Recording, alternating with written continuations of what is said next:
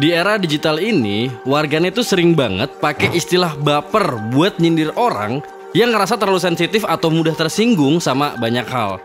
Dan lu pernah heran gak sih sebenarnya kenapa di sistem demokrasi tuh orang bebas bersuara apa aja, tapi masih ada aja yang baper atau bawa perasaan gitu kalau ada suara atau argumen yang menyinggung mereka. Ya kan?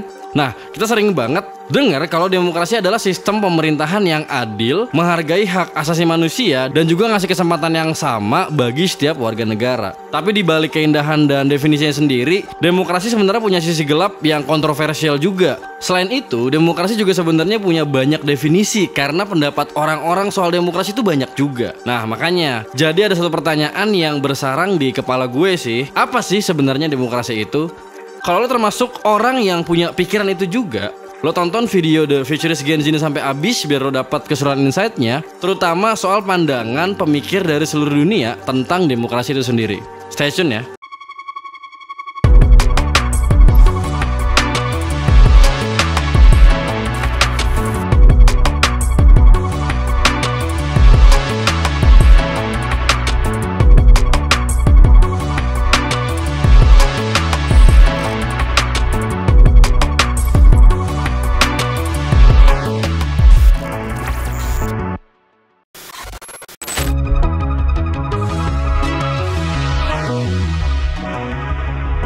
Gue bakal bahas dari definisi awal dulu kali ya. Kita mulai dari demokrasi dari pendapat Pericles, Jenderal Athena di zaman keemasan Yunani. Nah, menurut doi ini ya, menurut Pericles, demokrasi itu adalah sistem yang melindungi kepentingan seluruh masyarakat, bukan hanya minoritas atau kelompok tertentu doang. Mulia banget sih ya harusnya definisinya. Nah, karena Pericles ini orang biasa di Yunani yang awalnya nggak bisa ngapa-ngapain di masalah politik, jadi mulai punya suara juga. Dan gak hanya orang-orang kaya aja yang punya suara.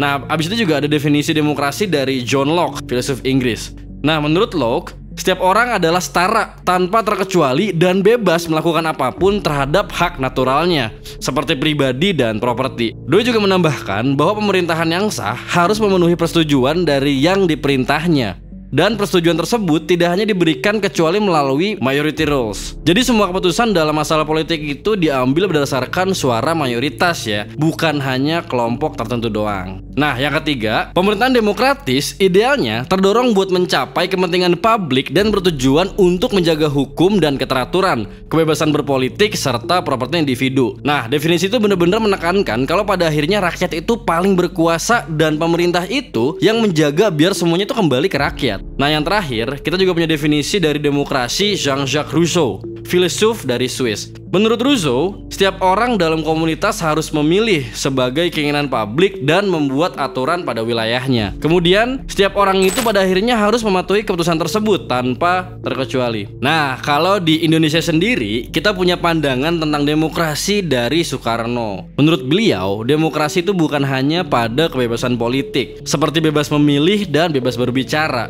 tapi juga kesetaraan perlindungan bagi hak-hak kepemilikan pribadi. Demokrasi di Indonesia merupakan demokrasi yang menjunjung tinggi asas gotong royong. Gue yakin sih lo udah pernah ngebahas ini ya kalau dapat pelajaran PKN di SD, SMP atau SMA. Nah, tapi yang jadi pertanyaan gede sekarang nih yang muncul ya, kondisi demokrasi di Indonesia tuh emang kayak gimana sih sekarang?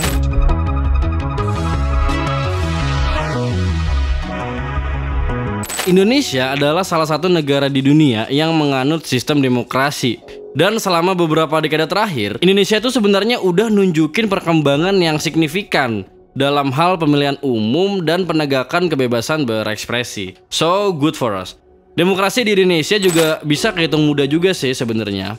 Tapi udah banyak kemajuan dalam masyarakat Indonesia, terutama dalam peningkatan kesadaran politik dan partisipasi publik dalam kegiatan politik. Tapi juga nih ya, masih banyak ternyata tantangan yang dihadapi dalam menjaga demokrasi di Indonesia gitu. Ternyata realita keberlangsungan demokrasi di Indonesia itu belum seindah dan seidealis dari definisi-definisi yang sempat gue jabarin di awal video. Masalah korupsi dan kebebasan berekspresi yang terbatas itu sebenarnya masih jadi masalah besar yang harus diatasi. Belum lagi polarisasi politik, ketika di masyarakat cuma ada dua kubu politik yang belakangan semakin memanas juga, mulai jadi ancaman bagi keberlangsungan demokrasi di Indonesia. Mungkin lo juga bertanya-tanya, gimana nasib masa depan demokrasi di Indonesia? Sebenarnya nggak ada jawaban yang pasti objektif dan fix. Dengan adanya kemajuan teknologi dan pertumbuhan globalisasi, serta potensi bahaya yang membahayakan demokrasi kayak ancaman teknologi dan cybercrime, makin sekarang tuh makin susah buat memprediksi nasib demokrasi kelak. Tapi banyak pihak yang berpendapat kalau teknologi itu dapat meningkatkan partisipasi publik dalam politik. Di sisi lain, sayangnya itu teknologi juga ditemukan bisa memicu penggunaan informasi yang salah dan manipulatif buat ngendalin opini publik. Hal ini juga pernah dibahas sebenarnya sama Pak Martin Suryajaya tentang data kerasi. Kondisi di mana teknologi big data bisa berkembang dan diadaptasikan untuk pengambilan keputusan di negara demokrasi, termasuk kerugian dan potensi errornya juga. Tapi soal konsep ini gue bahas di next video aja ya. Balik lagi ke bahasan awal tadi, demokrasi juga bisa bikin baper. Entah itu buat yang memegang kekuasaan maupun buat rakyat biasa. Makanya banyak kasus viral-viralan kan sekarang.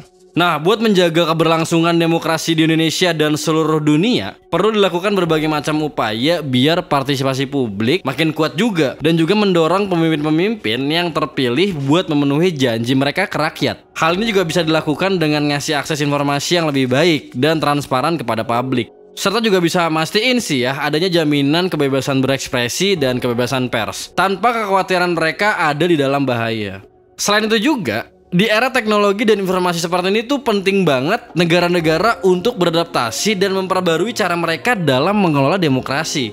Negara-negara tuh perlu mastiin bahwa pemilihan umum dilakukan secara adil dan transparan juga, serta memperkuat sistem hukum dan ketertiban. Jadi ya zaman dan teknologi berkembang, ada baiknya pemerintahan dan bagaimana mereka ngejalanin demokrasi itu juga ikut berkembang gitu. Nah, kesimpulannya, demokrasi itu bukan sistem yang sempurna ya jelas, tapi di satu sisi, demokrasi masih menjadi sistem yang paling baik dalam memenuhi kebutuhan dan kepentingan rakyat. Nah, di Indonesia, demokrasi umurnya tuh masih kehitung muda. Ya, tantangannya juga masih banyak. Tapi hal itu nggak boleh sampai ngehambat langkah kita buat terus memperjuangkan dan ngembangin demokrasi di Indonesia sendiri.